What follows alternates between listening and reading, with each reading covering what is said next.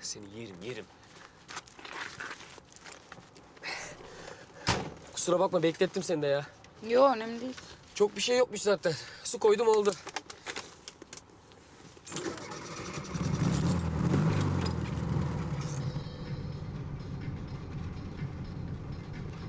Acıktık ama. Yo, acıkmadım. İstersen soğuk bir şeyler içelim. Şurada ileride benzinlik var, durayım orada. Yo. Geçen bizim Yunus'un arabayı yıkatıyorduk da benzinlikte. Kahve gördüm. Ama soğuk. Böyle pıs diye açıyorsun, içiyorsun falan. Yanına da üçgen şöyle sandviç koymuşlar, tamam mı? Güp güp indiriyorsun mideye. Çok güzel yani. İstersen alalım, elde yeriz. Güzelmiş de iyiyim ben böyle. 500 daveti yeter mi sence? Yeter. Yani. Sizinkiler kaç kişiydi? En fazla 300. Bizimkiler de 200 olsa... 600 bastırdık zaten, garanti oldu. İyi. 500'ün 100'ü büyük taksa. 100'ü büyük altın. 100'ü küçük altın taksa. 200'ü de 200'lük nakit taksa. Oo, setler falan filan derken güzel. Bir set ne kadar? Setine göre değişiyor. Nasıl değişiyor? İşte işçiliği, gramı, ne bileyim beyaz altın mı, sarı altın mı falan bir sürü şey.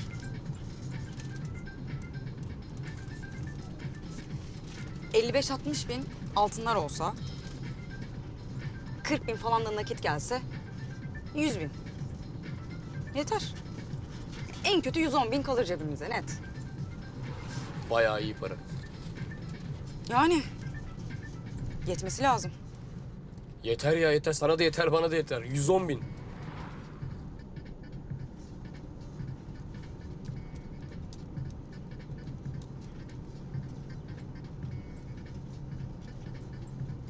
Ne oldu?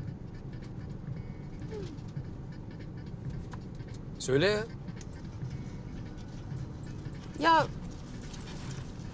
...bu Nermin güvenilir biri midir sence? Evet, ne oldu ki? Yani... ...ne bileyim böyle bir... ...tipi falan... ...güvenilir değilmiş gibi geldi. Komisyonu verdiysen kimseye söylemezmiş. Verdik fazlasıyla verdik. Tamam o zaman canım, söylemez. Zaten kadının işi bu yani, öyle düşün.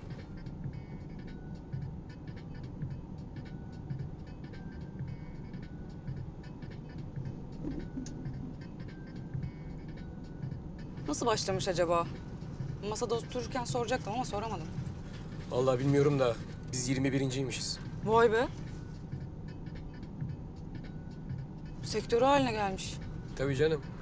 Ya sonuçta bu işler kulaktan kulağa. Şimdi Ünsal mesela hani bana böyle bir kadın var demese ben Nermin'i nereden bulacağım ki? Ne alaka yani, mümkün değil. Ama küt. Bir fırsat geliyor, hop atlıyorsun.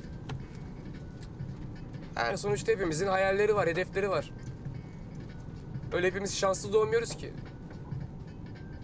Öyle para içinde de yüzmüyoruz. Hayat bize gülmüyor yani. Ben şimdi ha deyince o kadar parayı nasıl bulacağım? Ya da sen yani nasıl bulacaksın ki şimdi? Tabii. Sonuçta win-win durumu. Win-win ne ya? Yani kazan kazan. O ne ki? Yani şöyle... Şimdi bir şeye ihtiyacı olan biri var düşün. O şeyi yapan biri daha var. Bu ikisi bir araya geliyorlar. İşte ikisi kazan kazan oluyor yani.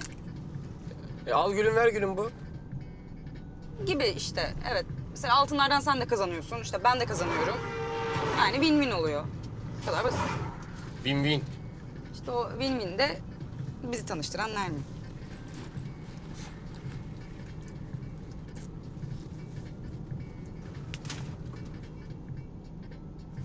Bak bu tanışma hikayesi çok önemli, tamam mı? İkimizin de aynı yalanı söylemesi lazım. Tamam da işte ben yalan söyleyemiyorum ki.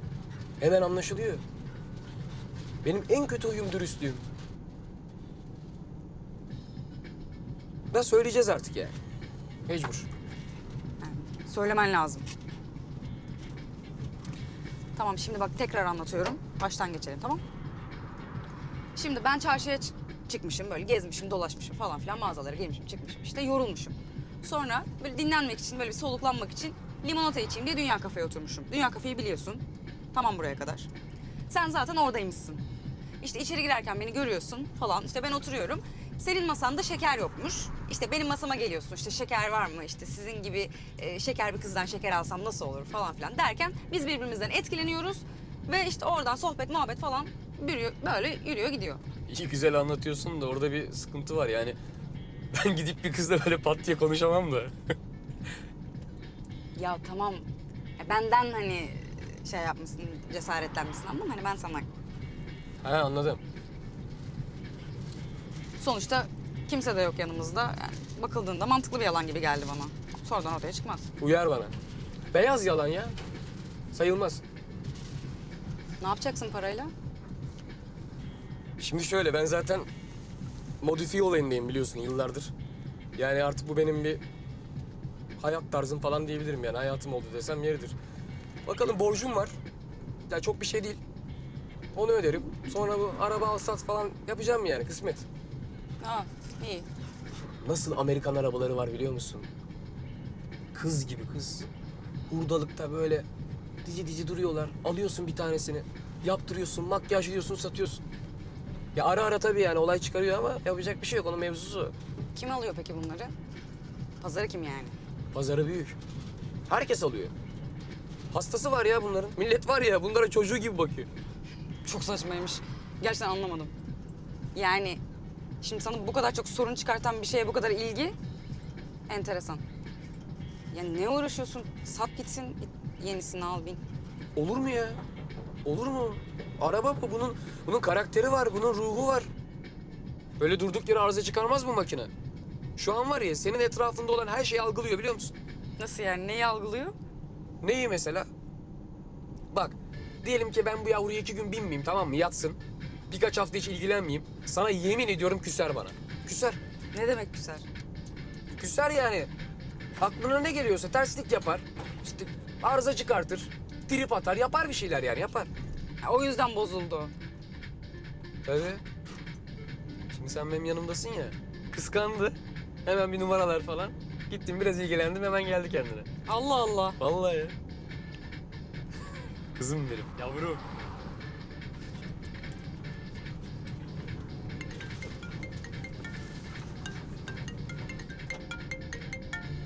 Sessiz, sessiz. Hi Mr. Fishington. Yes, it's me, Sinem. Yes. Yes, Efendim I baba? am good.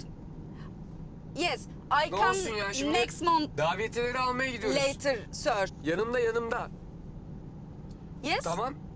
Okay. Baba yok bir sıkıntı. Neden bir sıkıntı olsun? Sıkıntı var mı Yes. deyip duruyorsun. Yok I 300 will kişiyiz start dedim. after my Zaten düğün, toplam sir. 600 baba. Evet, Ya o iş bende yes. yani tamam mı? Okay. Hadi görüşürüz. Lan durdu şimdi aradı ya. Keşke açmasaydım. Ya ne yapsaydım ne bileyim. Ya benim böyle pür dikkat dinlemem lazım işte anladın mı? Yani konsantre olmam lazım. O zaman daha iyi İngilizce konuşuyorum. Aslında çok iyi İngilizce konuşuyorum ama böyle olduğunda çat pat oluyor işte. Yo iyisin bence. Ya nasıl iyiyim ya? Nesi iyi liseden kalma İngilizceyle? Zaten anlamadım da hiçbir şey. Yes yes deyip geçiştirdim adamı durdum. Kurs değil mi bu? Üniversite değil. Yok. Evet yani kurs, sertifika programı. Sertifika olması çok iyi olmuş. Nerede bu? İngiltere'de. Neresinde? St. Helens diye bir yer var. İşte Wigan'ın yakınlarında. Evet vegan atletik biliyoruz. Ya orası işte. Güzel yerler oralar. Gidince dönmezsin artık. Yani bakalım. En az bir 2-3 sene kalırım. Pek de dönerim gibi gelmiyor aslında. Tabii canım gitmişsin. Dönüp ne yapacaksın? Paran da var. Mis. Yani bir sene falan zaten altınlarla geçinirim. Orada kaçak göçek bir işe girer, giderim. Olmadı bir daha evlenirim bir İngiliz'le falan. Kalmak için orada çalışma izni falan filan derken hallederim ya. Güzel, mantıklı. Sen ne kadar gömüyorsun buraya? 25.000. Yarısını gömüyorsun. Evet. Bir katakulli olmasın da. Ne gibi? Ne bileyim yani dolandırıcılık falan. Okuyoruz sonuçta bunları gazetelerde. Duyuyoruz her yerden. Bir bittiğine çıkmasın da. 25 bin. Neden çıksın ki? Ya kusura bakmazsan şimdi ben sen az önce telefonla konuşurken gayri ihtiyari böyle yani kulak misafiri oldum da Fishington diye bir isim bence atmasyon. Ya Fishington diye bir isim olmaz ki. Yo olur, niye olmasın? Olmaz. Jack olur, Jones olur, Nicholas olur. Ne bileyim Ferdinand olur, Rooney olur da yani olmaz yani Fishington bilmiyorum. Fishington soyadı zaten. Alex adı. Alex Fishington. Olur. Alex Fishington olur. Bu arada kusura bakma ben kıllandım. O yüzden yani hani seni de uyarmak istedim ama sen bana takılma. Ya yok, sağ ol. Teşekkür ederim de. Ya iyi bir okul orası. Ya zaten 6 aylık sertifika programı. Gireceksin, alacaksın sertifikanın. Önüne bakacaksın. Bak sertifika olması çok iyi, çok kritik. Geldik mi Nuriye'ye? Efso köfte yapar burası. Gel 2 yarım atalım da neşemiz yerine gelsin.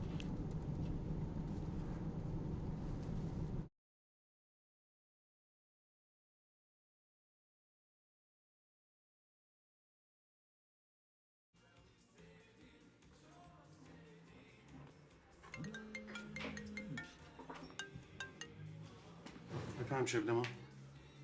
Ha ben içeri girdim. Evet, üstümde beyaz kazak var. El sallıyorum. El sallıyorum. E,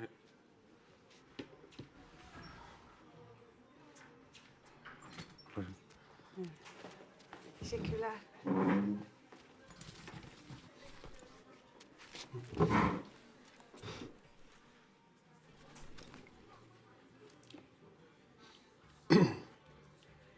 Ben Handan teyzeyi çok severim.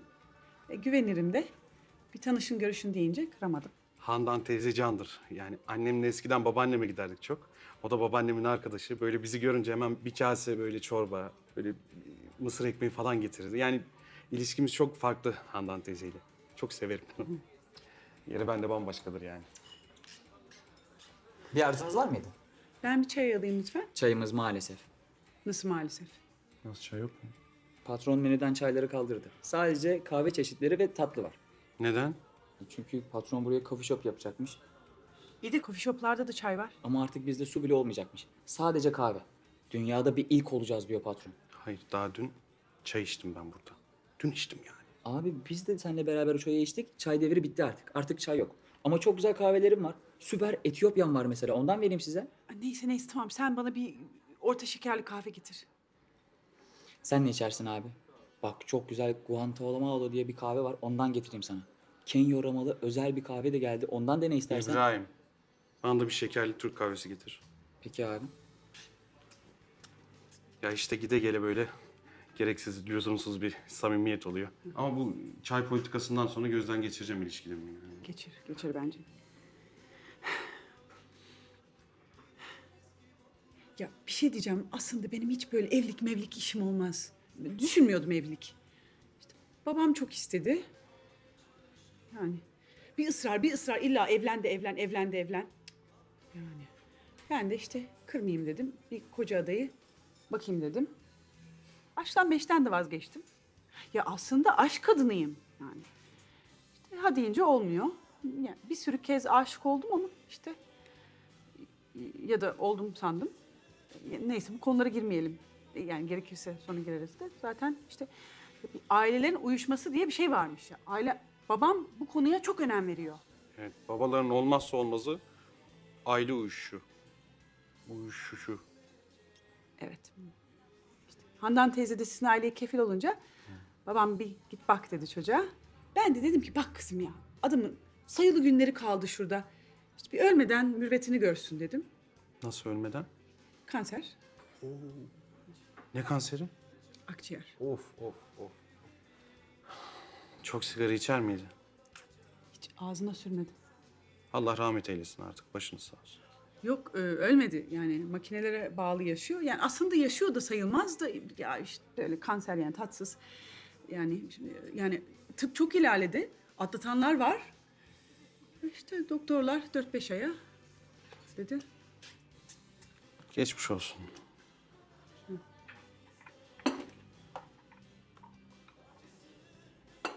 Afiyet olsun.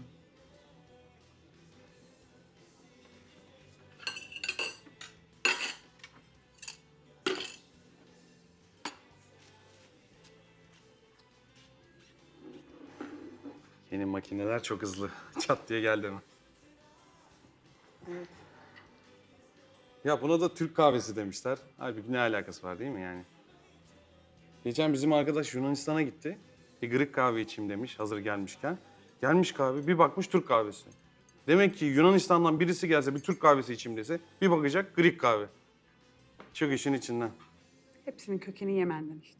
Saçma sapan şeyler yani. Niye ayırıyorsun yani? Niye ayırıyorsun? Bırak işte kahvede gitsin. Değil mi? İşte velhasıl Handan teyze seni bana çok anlattı. Resmini de gösterdi. Yani işte beğendim.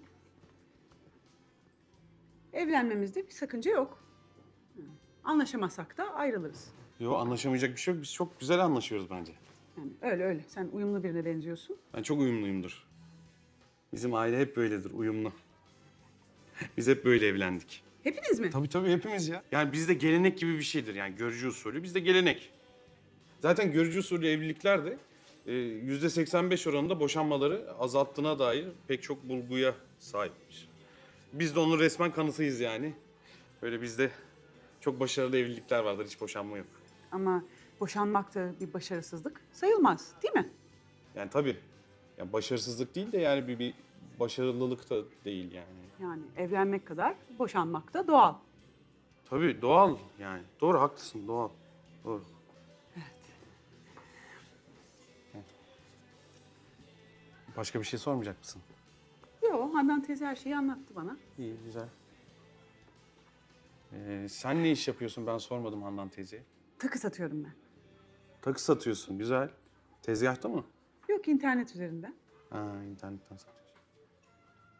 Satılıyor mu bari? Oluyor tabii yani el yapımı olunca. Bir şeyler bırakıyor yani. Yani fena değil. Güzel. Hayırlı işler. Bir de babadan kalma yüncü dükkanı var. İşte gündüzleri de orada duruyorum. Tabii yüncüye kimse gelmiyor. Sen dedin ki bir şeylere sarayım yani. İncik boncuk falan. İnternetten. Yani tam olarak öyle değil. Takı tasarımı okudum ben. Onun da mı okulu var? Yani evet. Her şeyin bir okulu var artık. Ama çok mantıklı biliyor musun yani? Kim düşündüyse çok iyi düşünmüş. Bence de okulu olmalı zaten bunun. Yani herkes yapacağı işin sınırlarını bilir, şeyini bilir. Duracağı yeri bilir yani, etiğini bilir. Doğru bir hamle bence ama yün dükkanına geçiş olmasa hani mesela yün dükkanı Çin'den ötürü bence o durumda biliyor musun? Çin çünkü bütün piyasayı bitirdi. Sildi süpürdü ya. Kazak 10 liraya satıyor. Kazak 10 liraya satılır mı kardeşim? Yün alsan mesela dikmeye kalksan bir yılda dikiyorsun. 10 lira. Senin işler nasıl? Benim işler iyi. Yani ben tavuk işindeyim. Tavuk çevirme. İyi yani işler. Biraz bir koku problemimiz var. Onun dışında iyiyiz. Yani havalandırması yok mu canım? Ya var da işte insan bir zaman sonra alışıyor zaten yani. Pişmiş tavuk kokusu çok da bir şey değil yani. Ay benim burnum öyle pişmiş tavuk kokusuna falan alışamaz. Yani duş mu alıyorsun artık ben alışıncaya kadar böyle parfüm mü kullanıyorsun? Bir şekilde idare edeceğiz. Yok ben duşumu falan alıyorum. Parfümü de sıkıyorum. 3 gün kalıcı parfümlerim var. Onlardan sıkıyorum yani. Hiç kokuyla ilgili aklımda bir şey kalmasın. O konuda netim. İyiyim yani temizim. Sen bir şey söyleyeceksin ama söyleyemiyorsun galiba. Ya benim aslında böyle takıntılarım var ama ne söylesem mi söylemesem mi arada kaldım. Yok söyle ya söyle. Artık bir yola girdik değil mi? Söyle. Yani böyle gerginlik olmasın dedim. Yo niye gerginlik olsun? Pamuk gibiyim ben ya şu an. Bu kolormatik gözlükler çok itici ya. Böyle kahverengi cam falan yani bu çerçeve falan da hiç yakışmamış. Böyle çerçevesiz bir şey bakalım biz. Ben zaten çizdirmeyi düşünüyordum. O zaman en yakın vakitte çizdiririm. Çizdirmek de riskli diyorlar ama yine sen bilirsin. Ya ben bu noktadan sonra artık o riski alıyorum. Gözlerimi çizdiririm. Herkes rahat eder yani. Öyle düşünüyorum. Ama işte öyle olsa bak bütün doktorlar çizdirir değil mi? Yani hiç gerek yok böyle risklere. Tamam o zaman çerçevesiz bir gözlük işini görürse onunla ben. Tamam o zaman öyle yapalım onu. Tamam. Bir de bu kareli gömlek ve V yaka kazak. Ya ben çok gıcık kaparım böyle. Geldiğinden beri böyle dilimin ucuna geliyor söyleyeceğim ama söyleyeyim. Böyle sinirlerim bozuldu sinirlerim. Tamam onu da atarım.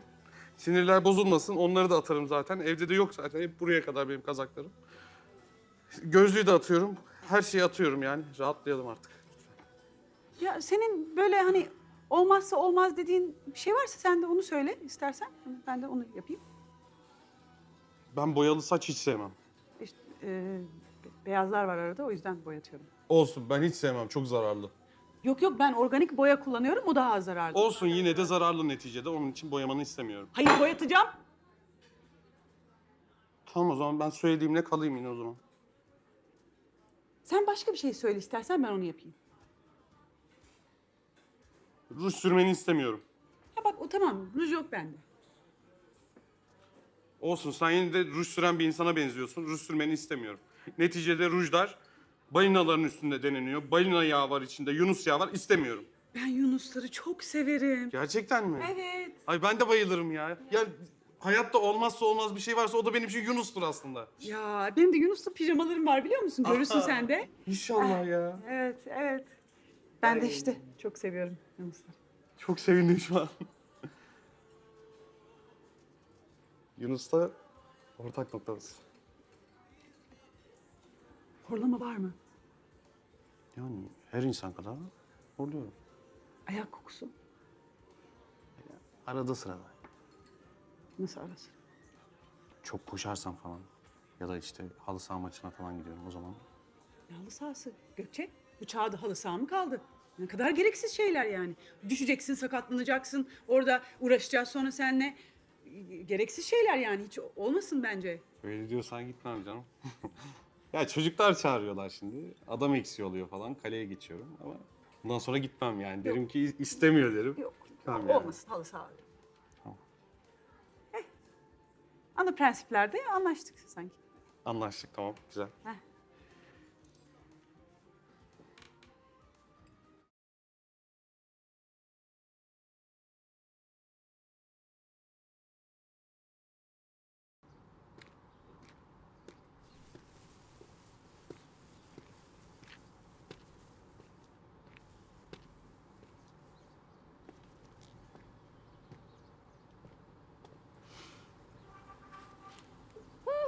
Refikciğim, Hoş geldin. hoş bulduk. Ne haber? İyi, ne olsun? Ben var ya bu habere acayip sevindim yani. Acayip sevindim. Ya sen bir de beni düşün. Bir düşün yani. Gel.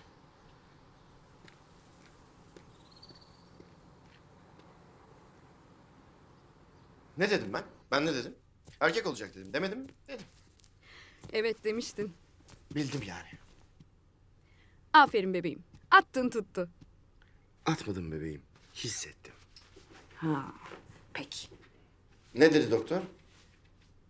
Yani işte telefonda söylediklerimi söyledi. Yani sağlıklıymış. Erkekmiş. Onun dışında çok fazla süt tüketmişim. Vücudumda meyve asidi birikmiş. Testlerde çıktı değil mi? Ya evet. Nasıl anlıyorlar hemen her şeyi? Başka? Başka bir şey yok. Bu ne? Tulumba tatlısı aldım kutlama yapalım diye. Yapma ya. Ya. En sevdiğim tatlı. Süper. Harikasın. Kürdan da var. Yok ya ben şimdi bir çatal getiririm. Elimiz kirlenmesin. Yok ya çatala falan gerek yok şimdi. Ne olacak canım şimdi gidip getiririm. Yapış yapış olmasın yani. Ya bulaşık çıkarma şimdi. Bak ne güzel kürdan koymuşlar işte paketinde. Hijyenik değil mi? Yani el değmemiş, temiz. Peki öyle olsun.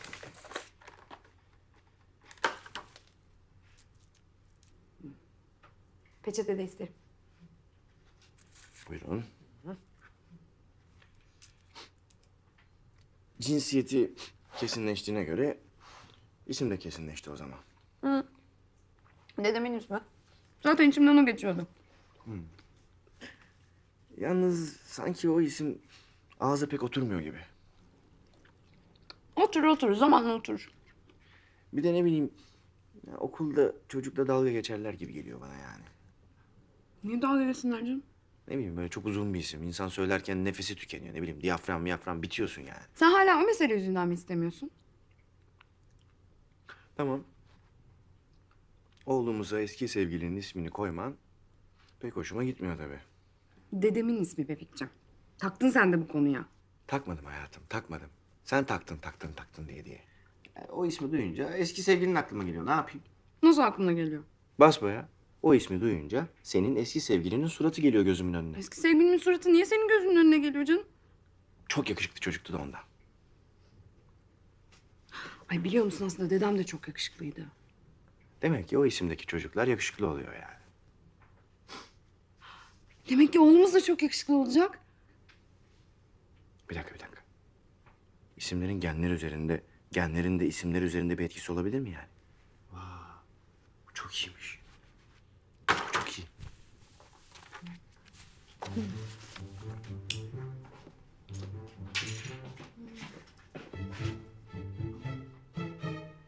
Refik yine doldurmamışsın sürahiyi. Ya tam dolduracaktım, telefon çaldı unuttum. Ama hep ben dolduruyorum. Sen hiç doldurmuyorsun. Olur mu canım? Ara sıra ben de dolduruyorum. Hayır canım, hiç doldurmuyorsun. Gidiyorsun mutfağa, boş sürahiyi bırakıyorsun, kendin su içiyorsun. Boş sürahi orada duruyor. Bir dakika şimdi ya. Bir şey yazmaya çalışıyorum, bir şey düşünüyorum. Konsantrasyonumu bozma ya.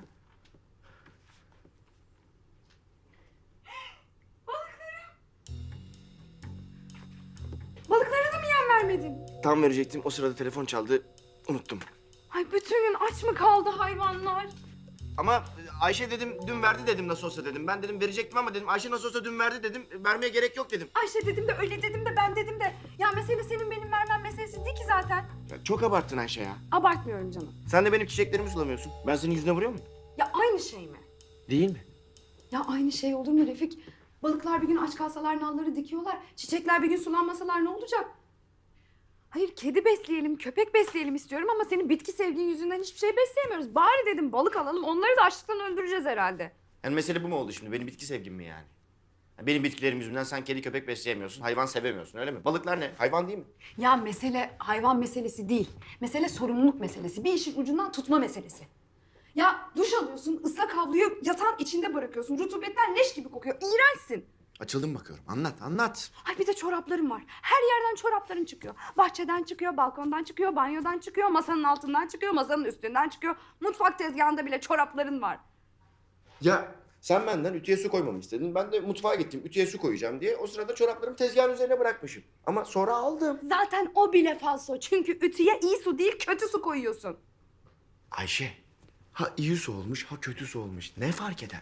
Noktacık bırakıyor, noktacık. Kötü su noktacık bırakıyor. İyi su noktacık bırakmıyor. Tamam mı? Onlar böyle irili ufaklı, beyaz beyaz noktacık noktacık oluyorlar. Gıcık oluyorum onlara ben. Noktacıklar kimin umurunda Ayşe? Benim umurumda. Ya bir şey rica ediyorum senden ya. Birazcık hassas ol, birazcık dikkat et istiyorum ama hala bahane. Ayşe şöyle, Ayşe böyle. Ay ben bunu yaptım, ben bunu yapmadım. Ha ben hassas değilim öyle mi? Ben hassas değilim. Demek ki ben senin için yeterince hassas değilim. O zaman ayrılalım Ayşe. Bu iş burada bitsin. Çocuğu da aldırırız olur biter. Ne demek şimdi bu? Ne demek? Beni beğenmiyorsun, beni istemiyorsun. Ben de ayrılalım diyorum. Başka ne diyebilirim?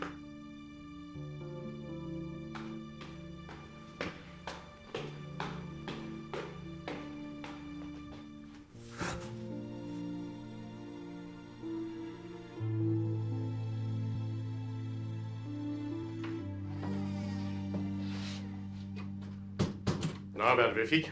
Ayşe nerede? Ayşe yukarıda efendim. Bugün doktora gitti. Bebek çok sağlıklıymış. Ayşe kızım, aşağı gel bakayım.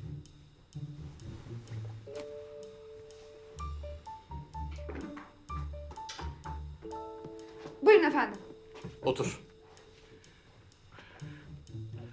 Sizi ben tanıştırdım ama düşünceme göre siz birbirinize uygun bir çift değilsiniz.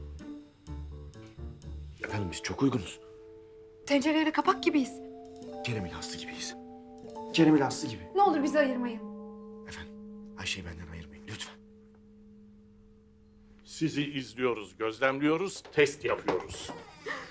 Ne yapacağız şimdi? Ayrılacak mıyız? Şunları toparlayayım.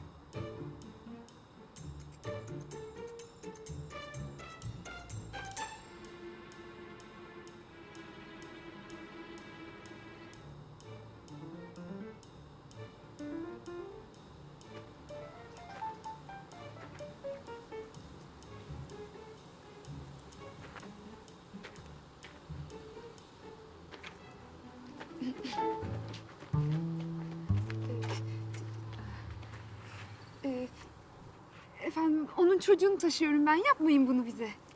Taşırsın kızım, taşırsın yine.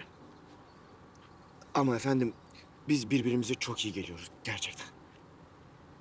Emin misiniz? Eminiz yani eminim. Evet acayip eminiz. İyi o zaman. Ben de size son bir şans tanıyacağım. Ama bu sefer tartışıp kavga ederseniz bu iş biter. Efendim biz kavga etmiyoruz ki. Yok tartışmıyoruz biz hiç. Siz bizim için bu hayatta başımıza gelen en iyi şeysiniz. İlaçlarınıza devam ediyorsunuz değil mi? Tabii efendim. Tabii efendim, tabii. İyi, iyi. Devam edin.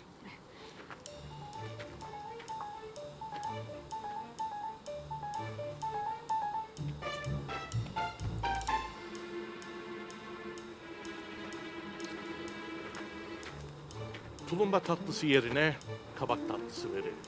Bakalım tepkileri ne olacak.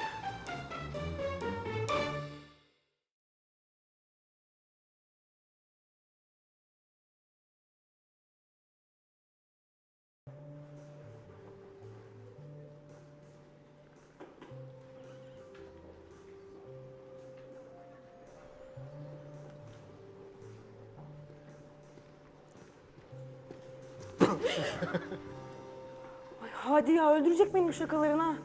Korkutmak istemedim ha. Yapma o zaman. Ha niye yapıyorsun ki? Ya şöyle normal yürüyüp gelsen, arkadan sarılsan, yanağımdan öpsen falan ne bileyim daha iyi değil mi yani? Doğru söylüyorsun, düşünemedim. Ha düşünemedim bir de herkesin içinde yapıyorsun hadi ya. Tamam, özür dilerim. Öpeyim mi? Hayır öpme artık istemez. Sen biraz gergin misin bugün? Yo. Yo, biraz gergin gibisin. Ya ne bileyim, ortam güzel, hani müzik, chill out. Üstüme şarap döktüm galiba peçete var mı? Yok, gideyim de alayım. Tamam gel. Tamam dökmemişim boş ver. Ne haber? İyi. Çok beklettin mi? Yo. Kendine içki al. Alırım. Nasıl resimler? Bakabildin mi? Yani beklediğimden bayağı iyi. Çok acayip şeyler var. Bak mesela şu. Şu çok acayip. Acayipmiş. Baksana fırçalara. Yani sergide genelde grafik kullanmış ama bence bunun kullanımı süper. Grafik mi süper? Ya her yerde görüyorum artık moda galiba. Yani belki. Ama bu gidişle akım gibi olacak sanki. Yok canım. Öyle pat diye akım mı olur? Gerçi olur mu olur çünkü bayağı provokatif duruyor. Ya grafik işin içine girince benim çok içime sinmiyor. Aa. Yani böyle başkası da yapabilirmiş gibi hissediyorum. Ne bileyim, kopyası çıkartılabilirmiş gibi geliyor bana.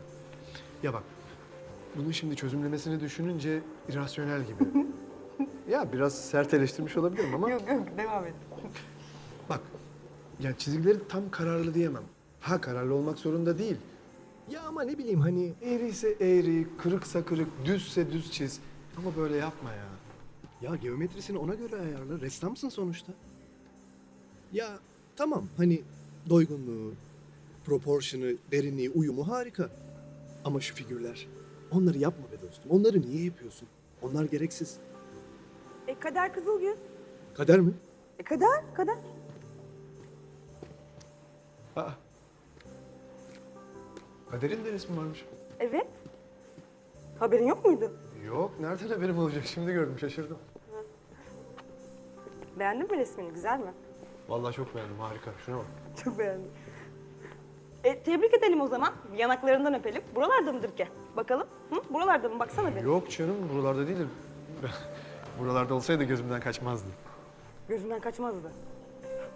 Gözünden kaçmazdı tabii canım. İnsanın eski sevgilisi buralarda olsun da gözünden kaçmasın mı? Tabii kaçmaz gözünden, pardon. Aşkım, ben o anlamda söylemedim sana. Ya şu an benim sinirlerimi çok iyi bozdun yani Hadi. Bravo, tebrik ediyorum. Ya bir şey söyleyeceğim, ben senin sinirini niye bozayım ya? Niye? Allah Allah, sergi var dediler, geldik. Ne güzel işte geziyoruz, şarabımızı içiyoruz. Hem bir şey söyleyeceğim, sadece bu resim güzel değil ki, diğer resimler de güzel.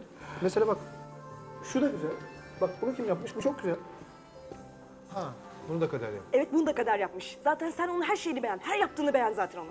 Yani. Ya sen benim bu kadar ne kadar sinir olduğumu bilmiyor musun? Ya biliyorum. O zaman niye beni bu sergiye getiriyorsun? Bile bile bir de üstelik. Ya aşkım biraz sessiz ya, ne olur gel. Sessizim ben. Yeterince sessizim, daha ne sessizim? Bana bak, hani grafikten hoşlanmıyordun sen?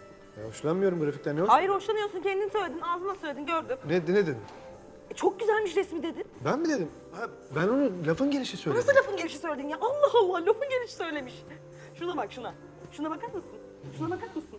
Ne bir özgünlük var, ne bir yaratıcılık var. Hiçbir bok yok bu resimde. Sen bir de kalkmış bunu beğeniyorsun. Aşkım ne yapıyorsun? Herkese geçirdin mi? Geçireceğim tabii. Niye geçirmiyorum? Tabii ki geçireceğim. Tamam geçir ama sessiz geçir. Sessizim ya. Ben çekiştirip durma lütfen.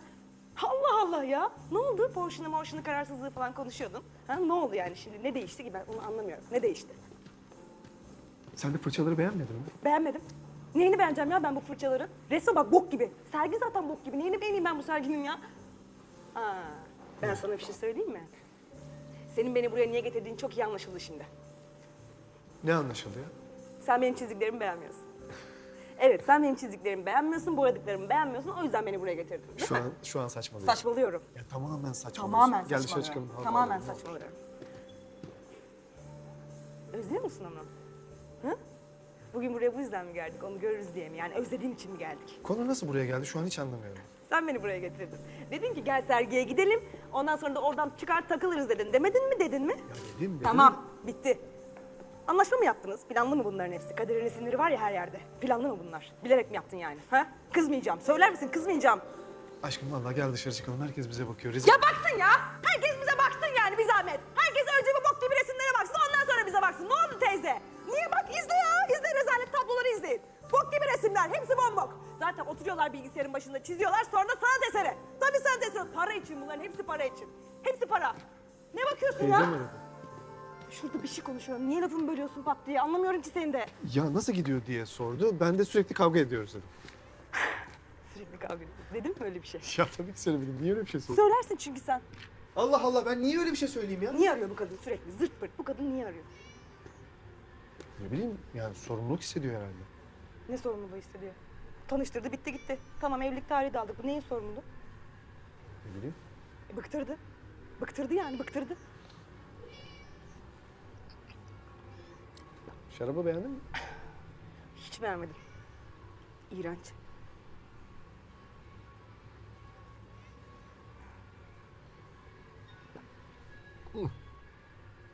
Ben beğendim.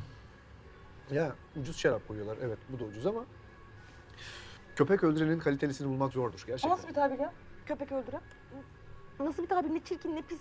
Kim uydurmuşsa o köpekleri öldürenlerin Allah cezasını versin. Ama bu sergi hep böyle. Bu sergi salonu hep böyle.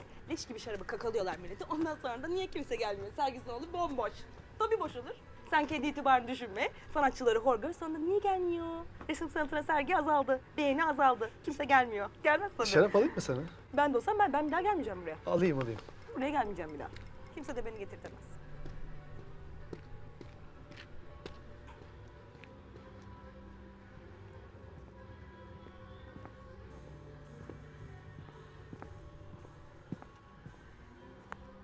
Zeynep senin ne işin var burada tek başına? Biz sergiye geldik. Hadi de içeride de senin ne işin var burada? Ben mekandan çıktım motora gidiyordum. Tamam git o zaman hadi lütfen git. Hadi git. Ne yaptın? Tabloyu bitirebildin mi? Ya tamam özür dilerim. Niye bu kadar uzatıyorsun? Ya bir insan ne kadar uzatabilirse sen ondan daha çok uzatıyorsun. Uzattıkça uzatıyorsun. Uzatmıyorum. Uzatmıyorum. Gider misin lütfen? Konuşmak istemiyorum seninle. Hadi nereye gidiyorsan. Yani kabul etmesen de senin de suçun var bence. Benim suçum var. Benim suçum var da beni kandıran sensin. Ben ne kandıracağım seni? Nasıl ne kandıracağım ya? Desene ben sana diyeyim hadi değilim diye. Deseydim ben şey yapmayacaktım o Ha, zaman. suç bende yani. Suç bende. Ben orada oturuyorum. Geliyorsun arkadan sarılıyorsun, öpüyorsun. Suç bende. Hayır oluyor. engelleyebilirdin sen. Ben ne sen... engelleyeceğim? Sarılan sensin. Sarılan sensin, öpen sensin. Ha benim ensemde gözüm olması lazım. Görmem, hissetmem lazım. Tamam sus ya. Ne olur sus. Allah'tan Hadi'nin haberi yok ya. Neyden haberi yok? Nasıl ya? Söyledin mi ki sen? Söyledim tabii. Nasıl söylersin? Basbayağı dümdüz söyledim. Ne zaman söyledin? Hemen o sabah uyandığımda. Ne dedin? İşte böyle oldu dedi. O ne dedi? Bir şey demedi, olur mu olur dedi. Nasıl bir pisliksin sen ya? Nasıl bir iğrenç bir insansın? Benim düşürdüğün duruma bak şu an ya. Niye bu kadar büyütüyorsun anlamıyorum ki. Nasıl büyütüyorum? Sana bir şey demedim mi? Demedi. Der mi sence? Demedi. Daha sonra konuşmadınız mı? Ya sonuçta normal. Ya biz enseden daha çok benziyoruz. Gerçekten. Bizim okulda bir tane hoca vardı. Ben oturuyorum böyle sırada. Geliyor arkadan enseme çat vuruyor bir tane, çat vuruyor bir tane. Hocam dedim, niye vuruyorsun? Meğer beni Hadi zannediyormuş, o yüzden vuruyormuş. Ben sizin bunu bu kadar normal karşılamanızı hiç anlamıyorum, biliyor musun? Ya niye? Ne var? Normal. Ya ilk defa olmuyor ki. Nasıl ilk defa olmuyor? Ya senin haberin yok. Neden haberim yok? Hadi bir ara anlatırsın. Hayır, sen anlatacaksın. Söyler misin? Neden haberim yok? Söyler misin? Kader Şimdi mi o?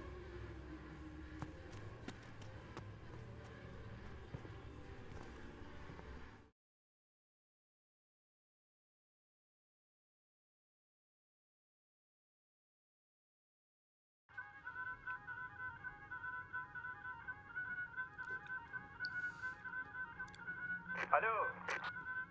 Yekta. Alo. Ne yapıyorsun lan? Alo. Yekta. Orada mısın oğlum? Açsana lan. Ne oldu Cemal? Ha? Ne yapıyorsun lan? Ne yapayım? Sen ne yapıyorsun? İyi, ne yapayım işte. Oturuyorum, face takılıyorsun. Sen ne yaptın? Ben de oturuyorum. Maça bakıyorum hani. Ne maçı var? Hayda, gitti mi lan? Burada da gitti. La bu kalıpçılar yine mi çok güzeldi anlamıyorum ki. Cemal, bu jeneratöre sen bakarsın ben bakayım. Ben bakarım ya, tamam sen takıl hadi. Eyvallah sağ ol.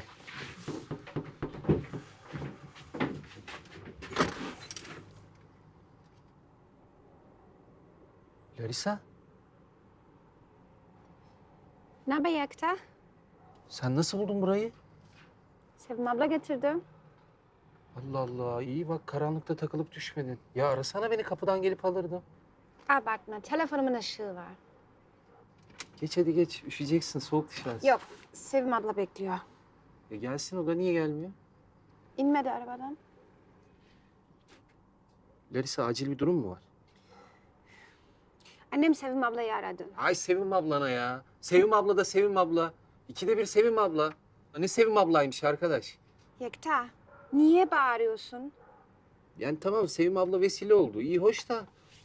Yani böyle her şartta onu aramak olmuyor yani. Benim kardeşim kaybolmuş. Ben ne diyorum, sen ne diyorsun? Nasıl kaybolmuş? Ben buradayım diye söylememişler. 2 haftadır kayıp. Evden bir çıkmış, bir daha gelmemiş. Polisi aramamışlar mı? Aramışlar, arıyorlar. Allah Allah. Yekta, ben bir daha dönmeyebilirim. Yani? Yani ne zaman döneceğim belli değil. Sen beni bekleme. Beklerim. Niye beklemeyeyim ki? Neden öyle dedin? Hayır, ikimiz için de en iyisi bu. Sevim ablam ne diyor peki? Hoşça kal.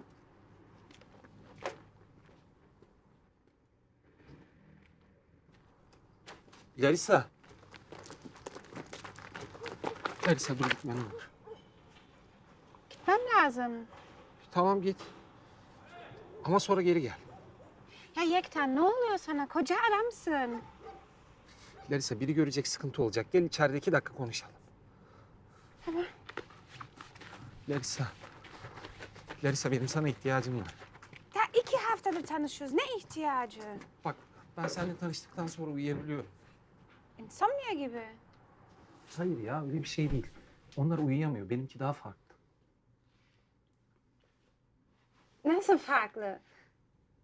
Benim uykuya ihtiyacım olmuyor. Hap iç, süt iç. Bir şeyler yap. İnsan uyumadan olmaz. Daha nasıl anlatayım bilmiyorum ki. 24 saattir uyumuyorum mesela. Hiç uykum yok. Ama insan uyumazsa ölür. Gözlerimi kapatıyorum. Dinlendirmek için. Ama bir türlü içim geçmiyor. Bütün sesleri duyuyorum mesela. 40 saat, 50 saat ayakta kalıyorum. Hiçbir şey olmuyor. Okey. Bak. Benim gerçekten gitmem lazım, tamam mı? Bırak dalga geçmeyi. Sevim ablanın bizi buluşturduğu gün eve gittim. Seni düşündüm böyle. İçim bir tuhaf oldu. Oturdum ağladım. Sonra içim geçmiş Larisa. Tam 4 saat uyumuşum. Bir uyandım, sabah ezanları okunuyor. Oh be dedim. Aşk ne güzel şey.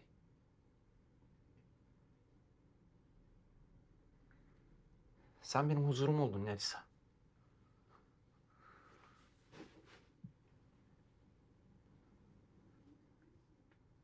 Gitme ne olur. Yekta. Sen çok iyi bir insansın.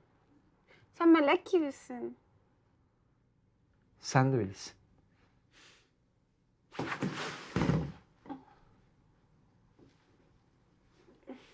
Ama ne olur anla beni. Benim gitmem lazım.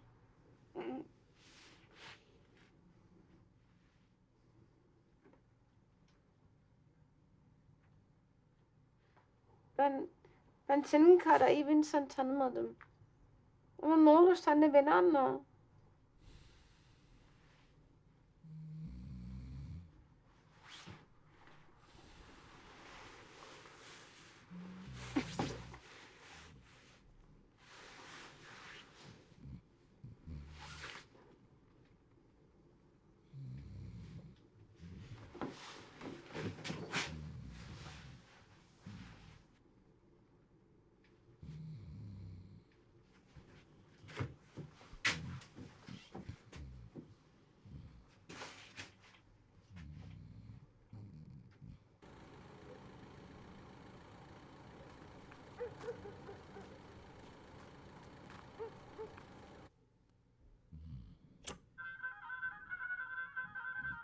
Alo, Yekta.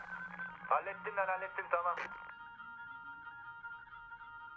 Alo, Yekta. Alo.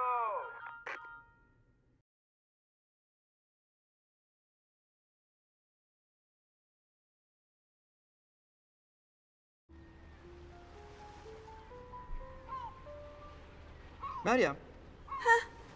Hiç düşündün mü ben hep neden bu bankta oturuyorum? Yo. Buraların manzaraları çok güzeldir biliyor musun? Eskiden gelip ben bu bankta oturup bu güzel manzarayı izlerdim. Masmavi bir deniz, bulutların arkasında gizlenmiş bir güneş. Bulduğu en ufacık delikten ışınlarını yere indiriyor göğü deler gibi. Ne güzel konuşuyorsun. Şiir gibi. Sonra kuşlar uçuşuyor denizin üzerinden sürüler halinde. Göç zamanı değil, sadece bize selam vermek için. Bizi, onlara gönülden sevgi veren bu narin yüzlerimiz. Sen de bunları görmek isterdin değil mi? Kim istemez? Ben de çok istiyorum Meryem. Bu güzellikleri gördüm, tekrar görmek istiyorum. Ama ben senin sayende görmüş kadar oluyorum. Çok şanslı bir kadınım ben. Ben gerçekten görmek istiyorum Meryem. Bugün anladım. Nasıl olacak ki? Yani bu söylediğin. Benim İtalya'da bir dostum vardı biliyorsun doktor olan. Hı hı. Dün beni aradı. Gidiyor musun yoksa? %85'e kadar yükseltmişler oranı. Ha, gidiyorsun yani. Bir ay önce 26 yaşında bir adamda denenmiş. Ameliyattan sonra harfleri ve sayıları görebilmiş. Başka? İstersen seni de sıraya alabilirim dedi bana. Sen ne dedin peki? Yarın kararımı vereceğim dedi.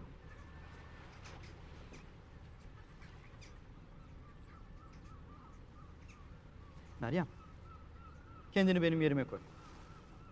Daha önce sana verilen bir şeyin sonradan tekrar alındığını bir düşün. Biliyorum, bu senin için çok anlamsız, mantıksız bir şey ama benim için çok acı verici bir şey. Keşke ben de senin gibi hiçbir zaman görmemiş olsaydım bu güzellikleri. Ben sana hak veriyorum Ali. Ya vallahi bak ya. Ya anlıyorum yani seni. Haklısın. Benim bütün hayalim gözlerimi tekrar açtırmak ve sonra buraya gelip seninle kaldığımız yerden devam etmek. Yani sen de beni beklersen tabii. Sonra? Evleneceğiz. Ben beklemem. Neden? Gelmezsin çünkü. Yani ben olsam ben de gelmem belki. Ne yapacaksın ki kör bir kadını? Neden isteyesin ki? Meryem, sen ağlıyorsun. Ağlama lütfen. Ağlama Meryem, ağlama Meryem. Hep güçlü olmak zorunda olan Meryem. Her şeye katlanmak zorunda olan Meryem. Meryem lütfen. Git, ameliyat ol. Yeni bir hayat kur kendine. Meryem konuşma böyle lütfen. Keşke en başından söyleseydin. Benim ameliyat olmaya niyetim var. Başka yerlere, çok uzak yerlere gideceğim deseydin. Ben yine hak verirdim sana. Meryem ne olur dinle beni bir dakika lütfen. Tamam, dinliyorum. Meryem, ben seni çok seviyorum gerçekten. Sen de beni seviyorsun biliyorum ama bu benim gerçekten son şansım. Meryem? Meryem? Meryem? Gidiyor musun? Meryem gitme. Meryem. Meryem gitme. Gitme Meryem. Meryem.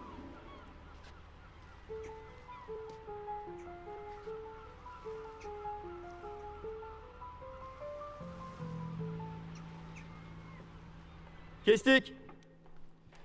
Gönderin görüntüyü. Hocam şap. Ben nasıldım hocam? Monitörden bir bakalım da. Ama bence gayet iyiydi. Hocam tekrar çekecek miyiz? Dur evladım bir izleyelim önce şunu ya. Peki hocam. Arkadaşlar hadi gönderin görüntüyü artık. Altını çekmiş spor arabayı. Öyle havalı havalı geziyor. İnsanlara varıyor. Başka bir şey yapamaz bunlar. Bunlardan bir şey olmaz. Meryem. Hiç düşündün mü ben hep neden bu bankta oturuyorum? Yo. Buraların manzaraları çok güzeldir biliyor musun? Eskiden gelip ben bu bankta oturup bu güzel manzarayı izlerdim. Masmavi bir deniz. Bulutların arkasında gizlenmiş bir güneş. Bulduğu en ufacık delikten ışınlarını yere indiriyor göğü deler gibi. Ne güzel konuşuyorsun. Şiir gibi. Güzel, bayağı güzel. Kuşlar uçuşuyor Açılış süper olmuş. sürüler halinde. Göç zamanı değil. Ya Elçin bak, Selam vermek için. şurada gözlerini açmışsın ya. Bak burası, özellikle burası. Özellikle burası çok dikkat çekecek. Bak izleyiciler burada sana ısınacaklar. Kim istemez. Evet evet. Hatta burada sana aşık olacaklar. Sağ olun hocam. Güzellikleri gördüm, tekrar görmek istiyorum. Ama ben senin sayende görmüş kadar oluyorum. Çok şanslı bir kadın. Aa, şu bakış çok güzel. Gerçekten görmek istiyorum Meryem. Bu mu? Hı hı. Bayağı iyi. Bugün anladım. Nasıl olacak ki? Yani bu söylediğin. Benim İtalya'da bir dostum vardı biliyorsun doktor olan. Ne zaman yemek yiyeceğiz? Karnım acıktı. Bilmiyorum ki birazdan paydos verirler herhalde. Ben sana bir şey söyleyeyim mi? Bunlar olmuş. Kadın değil misiniz? Hemen dedikodu yapıyorsunuz zaten. Kadınlar anlar oğlum. Zaten bunların arasını yapan da kızın menajeri. Menajeri mi? Aynen. Geldi gitti ya bir yere. Görmedin mi? Ya o kadar da değil ama yani. Deniro ile benim ne alakam var Allah aşkına? Hocam bir kere ses tonunuz çok güzel, çok karizmatik. Bir de mimikleriniz çok doğal ve minimal. Teşekkürler. Utandırıyorsun beni. Aslında ben de daha önce yaptığım filmlerde seni düşünmüştüm ama işte kısmet bu filmeymiş artık. Özlem sağ olsun böyle bir film var deyince ben de hemen kabul ettim. Yani sizin gibi usta bir yönetmenle çalışma şansını kaçıramazdım. Yok canım daha o kadar değil. Biz usta değiliz. Daha yolun çok başındayız. Yok zaten ben oyunculuğa başlamadan önce de sizi takip ederdim. Yani bütün filmlerinizi, dizilerinizi izledim. Özellikle ilk 2 filminiz çok güzel. Teşekkürler. Bir de bakışlarınız. Yani gözleriniz sanki ekrandan çıkıp izleyiciye yansıyor. Senin de gözlerin çok güzel. Öyle söylerler. İnsan baktığı zaman içinde kayboluyor. Sen mesela Meryem'in yerinde olsaydın Halil'i bekler miydin? Karşımda sizin gibi biri olsaydı beklerdim. Ben de Halil olsaydım senin gibi bir kadını asla bırakmazdım. Ne yapıyorsunuz burada? Hoş geldiniz. Hoş geldiniz Rıza Bey. Abi saat kaç oldu? İnsanlar evine gidecek ya. Bırakın goy goy yapmayı. Goy goy yapmıyoruz ki. Sahneyi tartışıyoruz. Ya ben görüyorum ne yaptığınızı burada. Rıza Bey, isterseniz buyurun dışarıda tartışalım. Yok burada tartışalım. Elçinin yanında tartışalım hatta. Sizin benimle kişisel bir probleminiz mi var? Yo, kişisel bir problemim yok ama manzara belli yani. Biz çok gördük set aşklarını. Kusura bakma. Siz bizi başkalarıyla karıştırdınız galiba. Nasıl bir şey ya? Ben bırakıyorum bu işi. Bırakamazsın kardeşim. Sözleşmem var. Öyle bir bırakırım ki şu anda bırakıyorum. Burak bırakıyorsa ben de bırakırım. Allah Allah. Sen de bırak. Hatta defol git. Allah Allah ya.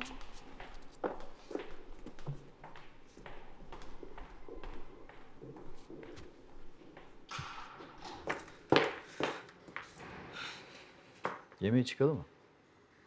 Tamam.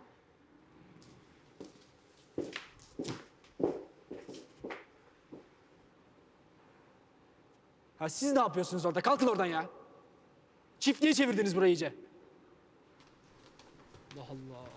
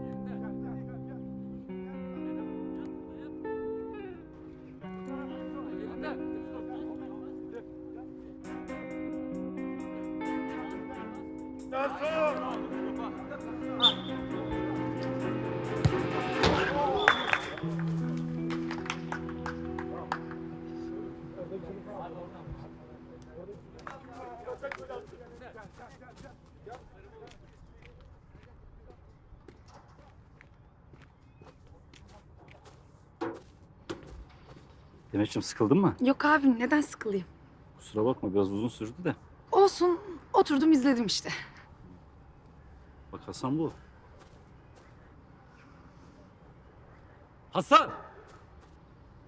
Gel bakayım. Yani iyi çocuktur. Bir konuşun bakalım. Sen öyle diyorsan.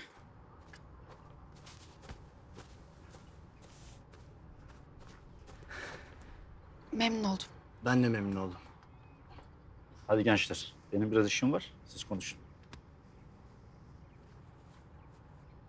Demetciğim ara sıra bize de uğra.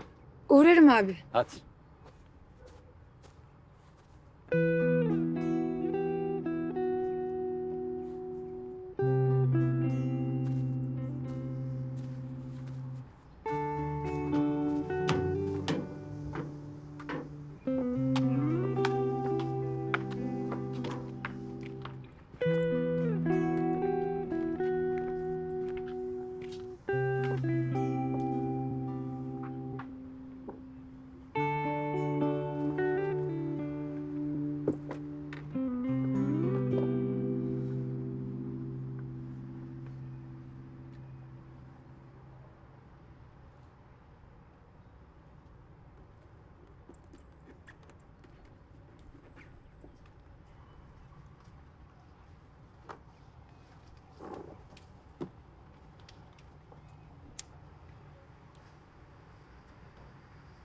İçer misin?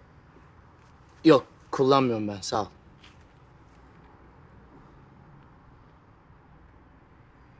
Kusura bakma tanışmamız da böyle oldu statta filan. Ne olacak canım? Olsun.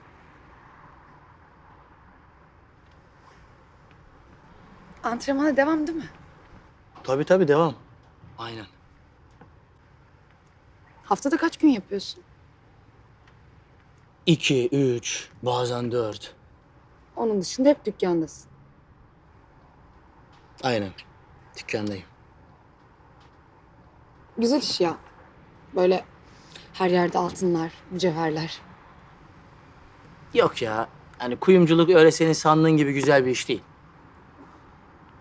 Sonuçta kuyumcu. Yani işte. Sonuçta her iş bazen sıkıcı.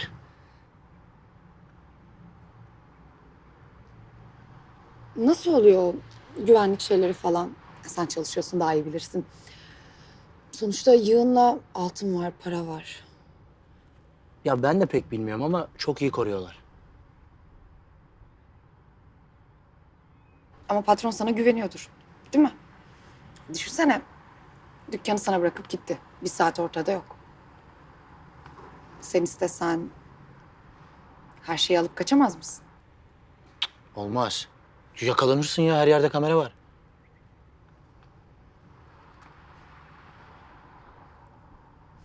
Ama mesela diyelim ki arkadaşınla anlaştın. O maskeyle falan geldi dükkana. Sen de bütün parayı ona verdin. Sonra ortadan kayboldunuz. Ya olmaz öyle şey. Neden olmaz? Ya her yerde kamera var diyorum. Polis hemen yakalar adamı. Olur mu öyle şey ya?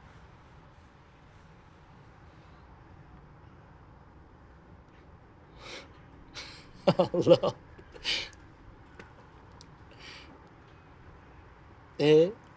Sen neler yapıyorsun? Ya hoca biraz bahsetti ama öğretmensin değil mi? Onun gibi bir şey. Engel çocuklar için okullar var ya, oradayım. Anne baba ne iş yapıyor? Hoca bahsetmedi mi sana? Neyden bahsetmedi mi? Annem babam yok benim. Nasıl yok? Yok. Nasıl? Ya kusura bakma ben öyle bir anda nasıl yok diye başın sağ olsun. Ya o hepimizin gideceği yer aynı biliyorsun. Ölümden öte köy yok. Ne zaman vefat ettiler? Yok. Hiç olmadı. Nasıl hiç olmadılar ya? Ya öyle öksüz falan değilim yani. Zaten yoklardı. Kendim bildim bileli böyle. Kafamı buluyorsun sen benimle. Haso! Gel bir gel. Ne gel ya? Ne gel ya? Konuşuyoruz görmüyor musun?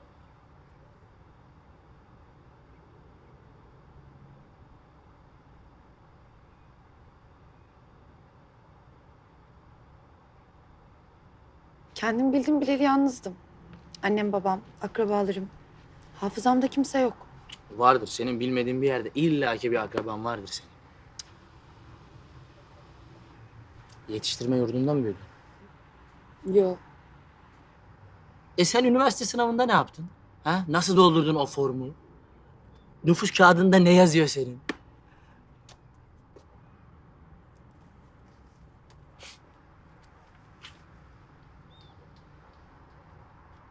O ne lan?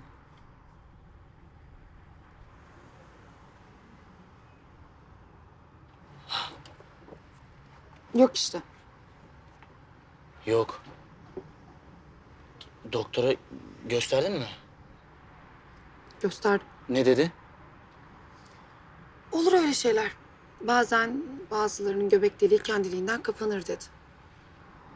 Tabii olur diyor. Doktor diyorsa olur. Ya boş ver Hasan ya. Ben ne diyorum, sen ne diyorsun?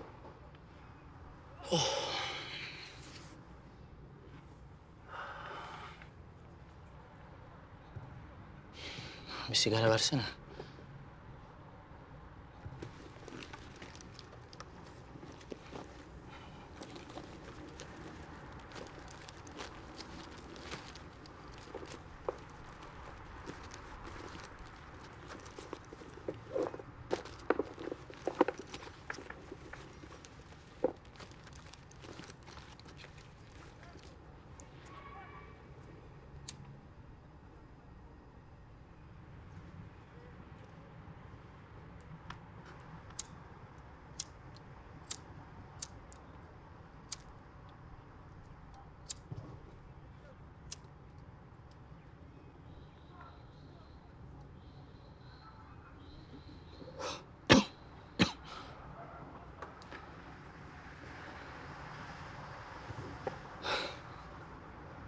Senin hiç öz akraban yok yani öyle mi? Yok. Düğün? Ne düğünü? Düğünde kız tarafı olmayacak mı? Yok. Olmayacak. Arkadaşlarım falan çağırırım çok istiyorsan. Kalabalık olur. Biz seni kimden isteyeceğiz ya? Ya dert etmesene sen onları. Biz anlaşalım. Sonra her şey hallolur. Hallolur. Ama önce bir anlaşalım.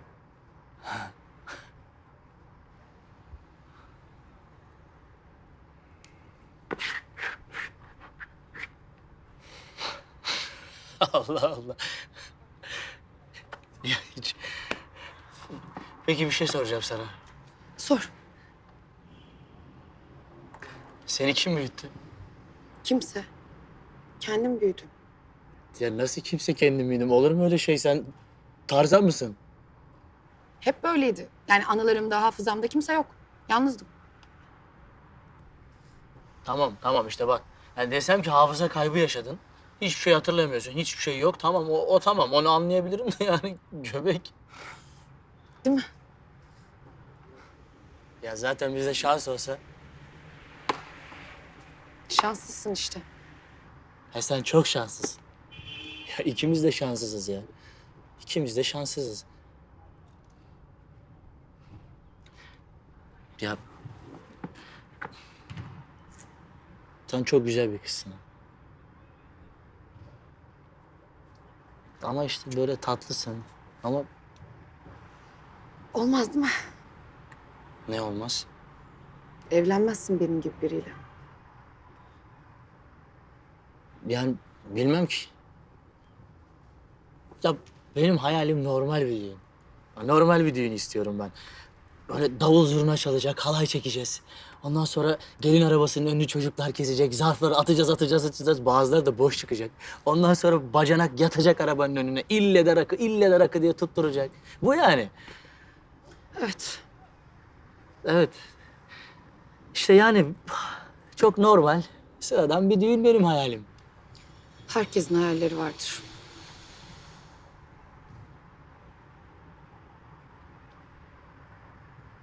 Vardır.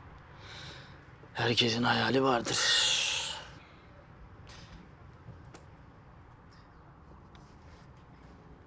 Şimdi nasıl desem ki ben nasıl cümleyi de toparlayamıyorum ben.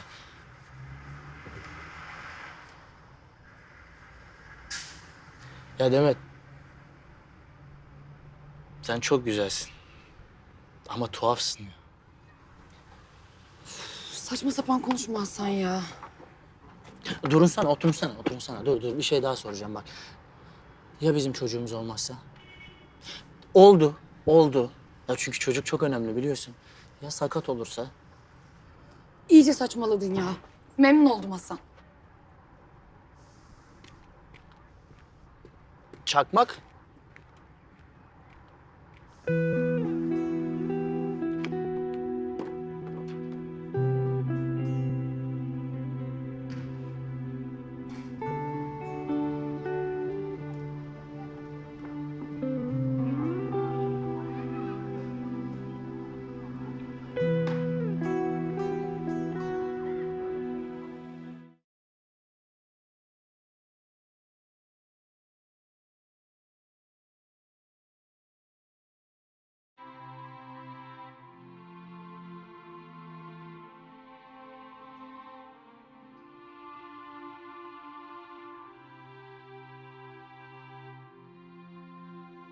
Sıkıldın mı?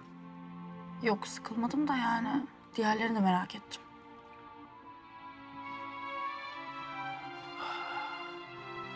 Bak. Bunu adam ağlarken koyacağım.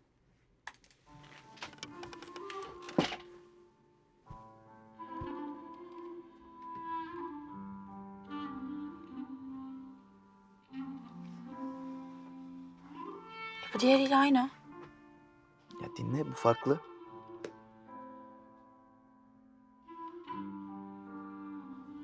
Aynı işte. Bu biraz daha slow belki. O yüzden sana benzer gelmiştir. Olabilir.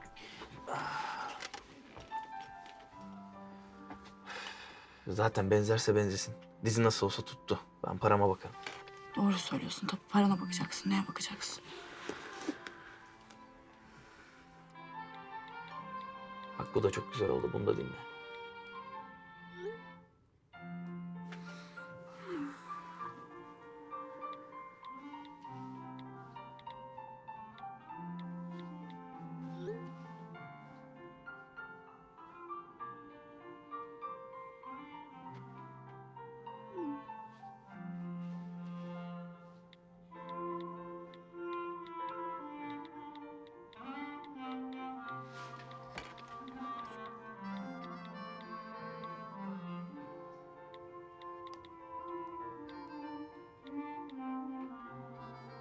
Ya dinlemiyorsun. Ya dinliyorum. Annem bir şeyler yazmış. Ona cevap veriyordum. Ha ne demiş? Ya işte ne yaptın, ne ettin? Deniz'in yanına gittin mi falan diye soruyor. Aa bak bu da son şarkı. En iyisi bu oldu.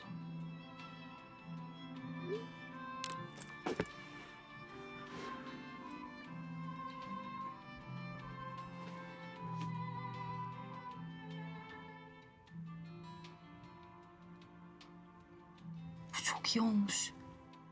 Beğendin mi? Beğendim. Sevindim. Yani aşk tıkırtılarının müziğine benziyor. Seviyor muydun müziği? Bayılıyordum. Onu da ben yaptım zaten. Gerçekten mi? Yani o zaman şöyle diyebiliriz. Bu senin tarzın. Slow duygusal. Yani daha çok duygusal ve slow müzikler yaparım diyebiliriz.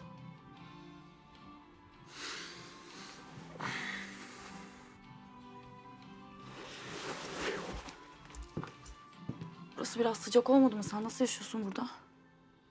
Açayım istersen klimayı. Yok gerek yok ya. Ben bunu çıkarırım. Yani 24 saat burada kapalı durunca insan anlamıyor artık. Olabilir tabii. Ben de albüm işleriyle uğraşıyorum işte. Müzikler hazır ama bir türlü şirketlerle anlaşamıyoruz. Yani kafama uymuyorlar. Yani bu hafta 2-3 şirketle daha görüşeceğiz ama bilmiyorum anlaşabilecek miyiz. Dile Kolaş. 8 yıldır bu albüm işiyle uğraşıyorum. Oha. Sen ne zaman başladın ki müziğe? Ben 3 yaşımda gitar çalmaya başladım. 7 yaşımda da ilk piyano resitalimi verdim. İyiymiş. Piyano, gitar, cello, keman. Yaylılarda iyiyim aslında. Tellerde biraz daha zayıfım. Bu arada vurmalı çalgılara sardım. Çalmadığın bir şey yok diyorsun yani. Mecbur. Sonuçta stüdyoya girip canlı çalıyoruz. Albümdeki tüm besteler sana mı ait? Tabii benim. Hepsini ben besteledim. Kimse senin için uğraşmıyorsa sen kendin için uğraşacaksın. Orası öyle tabii. Baksana. Ben de kıçı kırık bir dükkan açacağım diye götümü yırtıyorum. İnsan kendi işini yapmayınca ne uzuyor ne kısalıyor. Senin mutlaka kendi işini yapman lazım. Gerçi öyle.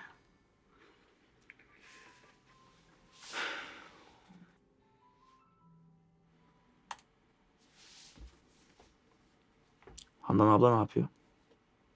İyi. İyi derken yani aranız nasıl? İyi işte bildiğin gibi. Mevzudan hiç bahsetti mi? Hangi mevzuya? Hani senle beni tanıştırdı ya. Ha. Aman ne desin işte dilinin ucuyla. Nasıl gidiyor falan diye soruyor. Siz ne zamandır birlikte çalışıyorsunuz? Bu ayın sonunda 7 yıl olacak. 7 yıl çok uzun zaman. Az karnını çekmemişsindir o zaman. Ama iyi kadındır Handan abla. Ya sana iyi o. Nasıl yani bana iyi? 200'lünün teki o. Ben hiçbir 200'lünü görmedim Handan ablanın. Herkesin arkasından konuşur dedikodusunu yapar. Yok şunun şurası estetik. Bunun burası silikon. Onun kocası aldatmış falan filan işte. Niye bunu size söylüyor ki? Yani ne bileyim son 3 senedir böyle çok fazla ünlüler geliyor ya dükkana. Onların arkasından atıp tutuyor işte.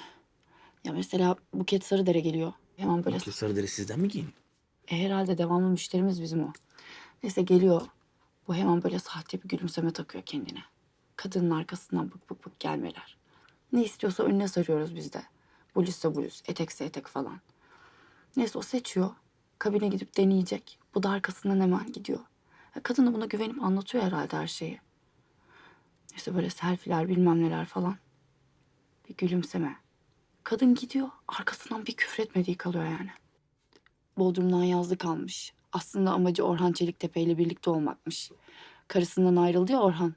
Ona kendini yamamaya çalışıyor falan diyor işte. Kompleks yapıyor herhalde. Yani.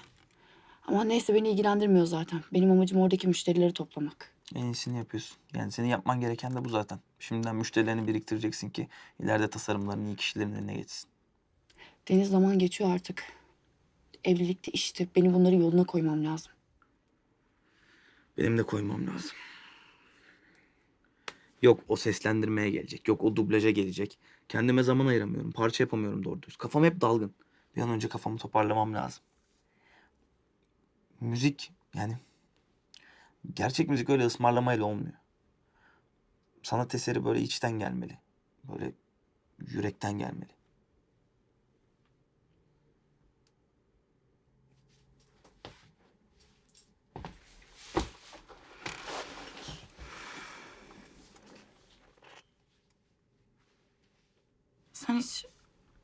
birine şarkı besteledin mi? Ne alaka şimdi? Yani ne bileyim, belki birine aşık olmuşsundur, söylemişsindir. Olabilir yani. Kızmayacağım gerçekten. Söyle, gerçekten kızmayacağım.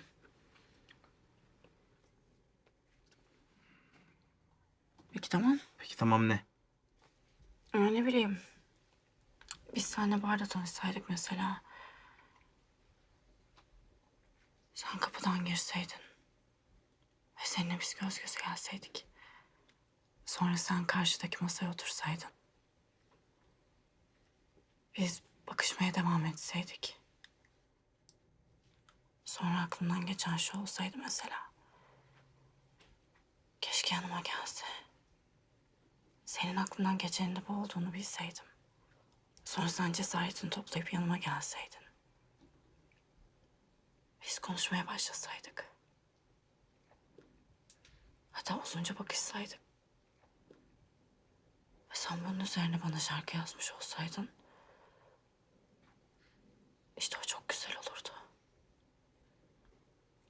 Ama bizim aşkımız çok ısmarlama oldu ya. İşte bunun üstüne beste yapsan. O çok berbat olur.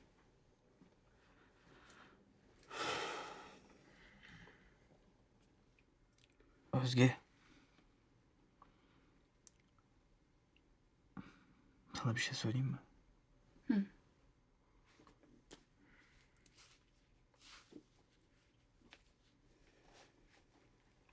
Ben her gece yattığımda aklımda hep sen varsın. Seni her zaman yanımda istiyorum. Benden bir dakika ayrı dursam bile seni özlüyorum. Kokunu özlüyorum. Yanımdayken sadece gözlerin gözlerimde olsun. Dudakların dudaklarımda olsun. Saatlerce öyle kalalım istiyorum. Ben seni çok seviyorum. Ve galiba ilk defa birine aşık oluyorum.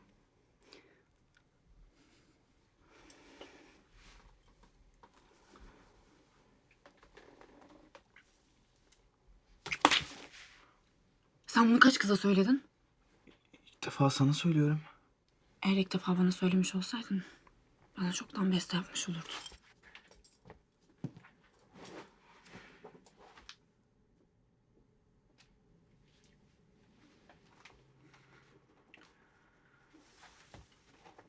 Aslında bunu bitince sana söyleyecektim ama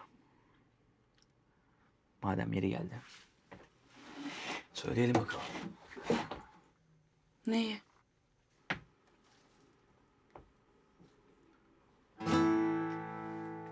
Aşk karmaşıktı. Aradığın aşkı bulmaksa en karmaşık. Sarmaşıklar gibi sarar bedenini. İnandırır gerçek olduğuna seni. Ayağını yerden keser ve güm bırakıp bir bulutun tepesinden kalbini unutturur her şeyini kimse bilmez. Bu aşkın çaresini söndüremez içimdeki kor ateşi. Aşk bu sefer gerçeksin sanki. Sabahın üçünde şarkılar söylüyorum. Aşk bu sefer sonsuzsun sanki. Gözlerinde kaybolup gidiyorum. Aşk bu sefer sonsuzsun sanki. Gözlerinde hayaller kuruyorum. Aşk bu sefer sonsuzsun sanki. Gözlerinde kaybolup gidiyorum. Aşk sen yok musun?